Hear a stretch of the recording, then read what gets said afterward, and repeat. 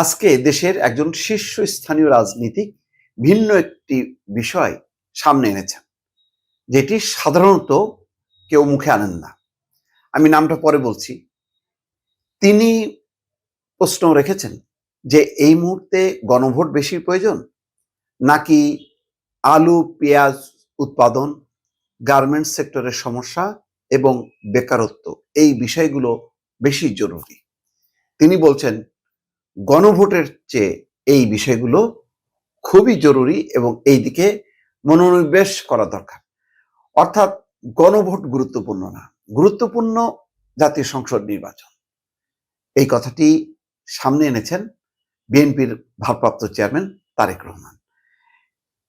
এই পর্যন্ত কোনো রাজনীতিক আমি দেখলাম না যে আলু পেঁয়াজ, তারপরে গার্মেন্টস সেক্টর, বেকারত্ব, এই বিষয়গুলোর উপরে জোর দিয়েছেন। কিন্তু তিনি দেখেন একেবারে খুবই সাম্প্রতিক যে বিষয়গুলো সত্যি গ্রাম বাংলার মানুষ এখন রীতিমতো মানে লোকসানের সম্মুখীন বা উৎপাদন সমস্যার জর্জরিত, সেই বিষয়গুলো কিন্তু তিনি সামনে এনেছেন।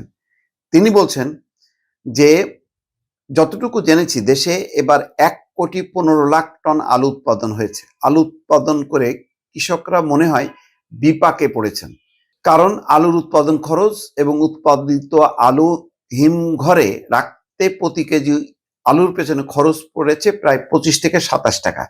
অথচ আলু চাষিরা এখন অর্ধেক দামেও উৎপাদিত আলু বাজারে বিক্রি করতে পারছেন না। বিরাট একটা লোকসান।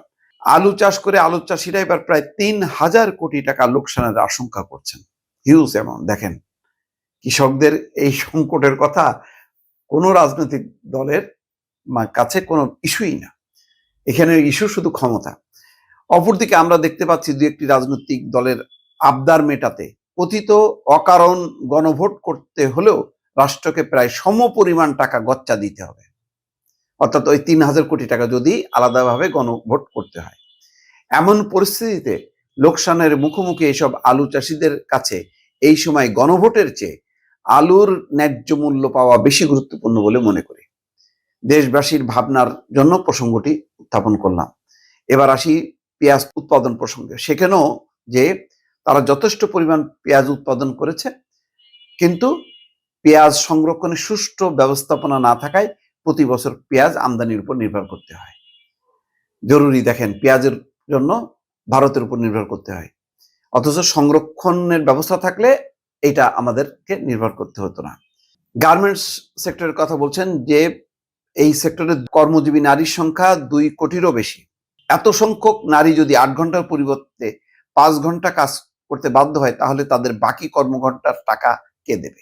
তার মানে নারী শ্রমিকরা যথার্থ পরিমাণ যে তার মজুরি বা সম্মানী তারা পাচ্ছে না। এবং একই সঙ্গে কর্মহীন মানুষ, বেকারত্ব বেড়েই চলেছে। 18% মানুষের যে কোনো সময় গরিব হওয়ার ঝুঁকিতে রয়েছে। এই যে আসলে মানে রাজনীতিকরা তো মানুষের সমস্যা নিয়ে কাজ করে। আমি দেখিনি যে এই পর্যন্ত সাম্প্রতিক কালে নেতারা লম্বা বক্তৃতা দিয়েছে সংস্কার, বিচার, তারপরে আওয়ামী লীগকে কিভাবে ফ্যাসিবাদ উৎখাত করতে হবে, কিভাবে ফ্যাসিবাদ ঢুকে যাচ্ছে, নানান বিষয় নিয়ে কিন্তু কথা। কিন্তু সাধারণ মানুষের, এই সাধারণ মানুষ মানে একেবারে সেই কৃষকের প্রান্তিক অঞ্চলে মানে সাধারণ কৃষক বা চাষিদের এই যে আলু পেঁয়াজ সমস্যা, এই কথা কেউ বলছে না। তারপর গার্মেন্টস সেক্টরের নারীরা ভালো অবস্থায় আছে নাকি মন্দ অবস্থায় আছে, এটা কেউ তুলে ধরেনি। বেকারত্বের সংখ্যা যে আছে ভয়ঙ্কর ভাবে এবং এটা আরো বাড়ার আশঙ্কা করা হচ্ছে, এই কথাগুলো নিয়ে কিন্তু কারোর মুখেই কোনো কথা নেই। যেটা তারেক রহমান কিন্তু বলছেন যে পরিস্থিতি ঘোলাটে করবেন না, যদি এত আপনাদের ক্ষমতা থাকে তাহলে ফেব্রুয়ারিতে সাধারণ নির্বাচনের মুখোমুখি হন, অযথা পরিস্থিতি ঘোলাটে করবেন না।